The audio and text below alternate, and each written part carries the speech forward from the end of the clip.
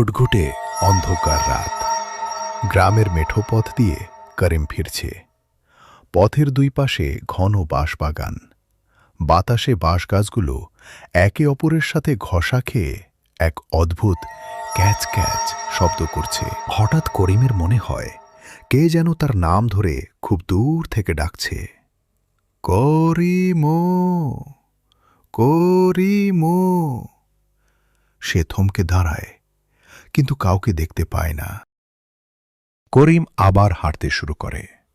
হঠাৎ সে দেখে একটা বিশালাকার বাঁশ গাছ রাস্তার উপর নুয়ে পড়ে তার পথ আটকে দিয়েছে।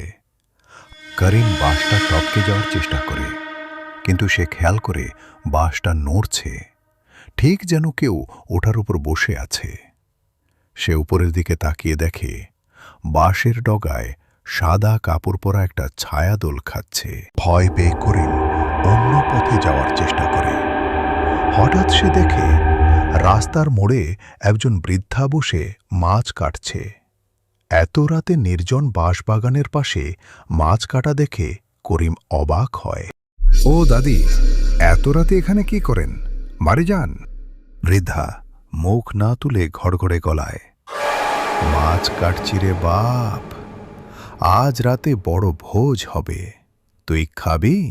বৃদ্ধা মুখ তুলতেই করিমের রক্ত হিম হয়ে যায়।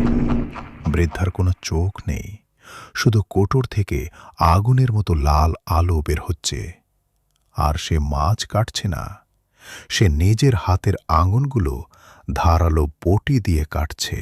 করিম চিৎকার দিয়ে দৌড়াতে শুরু করে, কিন্তু সে যেদিকেই যায় সেই নুয়ে পড়া বাঁশ গাছটা তার সামনে এসে পড়ে।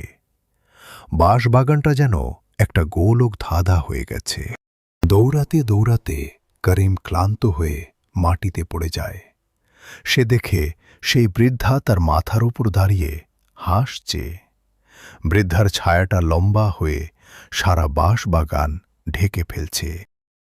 পরদিন সকালে গ্রামের লোকজন দেখে রাস্তার ধারে করিমের জুতো জোড়া পড়ে আছে, আর রাস্তার উপর ঝুঁকে থাকা সেই বাঁশ গাছটার ডগায় একটা নতুন শার্ট ঝুলছে, যেটা গতরাতে করিম পরেছিল। করিমের আর কোনো চিহ্ন নেই, শুধু বাঁশবাগান থেকে কখনো সখনো সেই অশরীরী হাসি শোনা যায়।